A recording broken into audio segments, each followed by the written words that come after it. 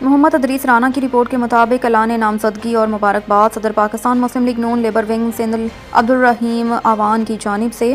Senior مسلم لیگی رہنما محمد زبیر but کو صوبہ سندھ کا ایڈیشنل سیکریٹری نامزد کر دیا۔ اس تاریخی موقع پر لیبر ونگ سندھ کے سینئر نائب صدر غلام باری، صوبائی صدر youth media team Sindh Fahad Ali Butt اور دیگر معزز شخصیات موجود تھیں۔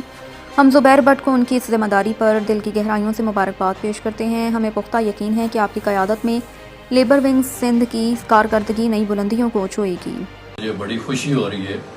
کہ کراچی ڈویژن کے ساتھ ساتھ ہم نے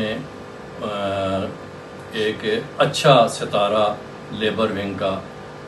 زبیر بٹ صاحب کے حوالے سے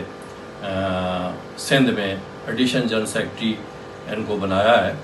اور مجھے کبھی امید ہے، میری اس سلسلے میں حنیف صدیقی صاحب سے بھی مشاورت ہوئی اور ان کی مشاورت کے ساتھ ہم نے ڈپٹی جنرل سیکرٹری سندھ بنایا ہے، اور مجھے انشاءاللہ کبھی امید ہے کہ یہ بڑے احسن طریقے سے مزدوروں کے لیے، محنت کشوں کے لیے کام کریں گے۔